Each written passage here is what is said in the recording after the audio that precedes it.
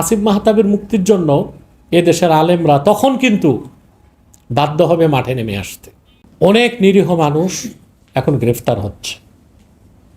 এক কথায় বলা যায় এখন গ্রেফতার বাণিজ্য চলছে, অর্থাৎ যাকে তাকে গ্রেফতার করা হচ্ছে, প্রচুর টাকা পয়সা নিয়ে তাদেরকে মামলা থেকে মুক্তি দেওয়া হচ্ছে। এটা আমি বলবো মারাত্মক পর্যায়ের একটা জুলুম। বিশেষ করে আসিফ মাহতাব যে ব্রাক বিশ্ববিদ্যালয়ের সাবেক শিক্ষক, নির্যাতিত নিপীড়িত একজন মাজলুম মানুষ, উনি ছাত্রদের পক্ষে বক্তব্য দিয়েছেন। যেহেতু উনি প্রফেসর আর ওনার ছাত্ররা মাঠে মার খাচ্ছিল, জীবন দিচ্ছিল, উনি তো একজন শিক্ষক হিসেবে তার অবস্থান থেকে মাঠে নামতেই পারেন, কিন্তু তিনি একজন দৈহিকভাবে দুটা পাই তিনি অচল, লাঠি ভর করে হাঁটেন। অতএব তিনি তো ছাত্রদের পক্ষে সমর্থন ব্যক্ত করেছেন, কিন্তু তিনি তো হাতে ঢিল দিয়ে কাউকে একটা ঢিল মারারও ফিজিক্যাল ক্যাপাবিলিটি তার নাই। তো এই লোকটাকে অ্যারেস্ট করা হলো। আমার সবচেয়ে কষ্ট লেগেছে, ঢাকা বিশ্ববিদ্যালয়ের অনেক শিক্ষক সরাসরি আন্দোলনে অংশগ্রহণ করেছে, তাদেরকে তো গ্রেফতার করা হয়নি। আন্দালিব রহমান পার্থকে গ্রেফতার করা হয়েছে, হাতে হাত করা ছিল না, রশি ছিল না, কিন্তু আসিফ মাহতাবকে তার উপর আক্রোশটা কেন? তাকে হাত করা দিয়ে, রশি দিয়ে চোর ডাকাতকে যেভাবে টেনে নিয়ে যায় এইভাবে টেনে নিয়ে যাওয়া হলো।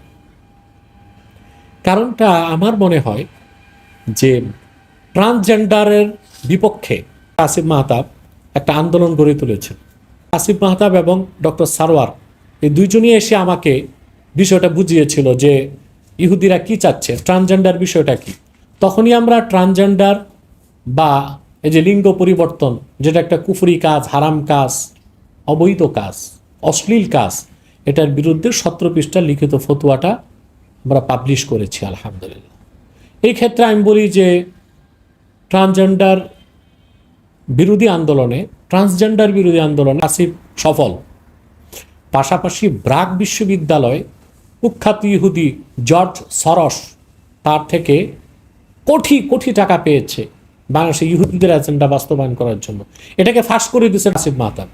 সেজন্য আমি মনে করি তার গ্রেফতারের পিছনে, তাকে অত্যাচার নির্যাতনের পিছনে এনজিওদের, বিশেষ করে ব্রাকের হাত থাকতে পারে।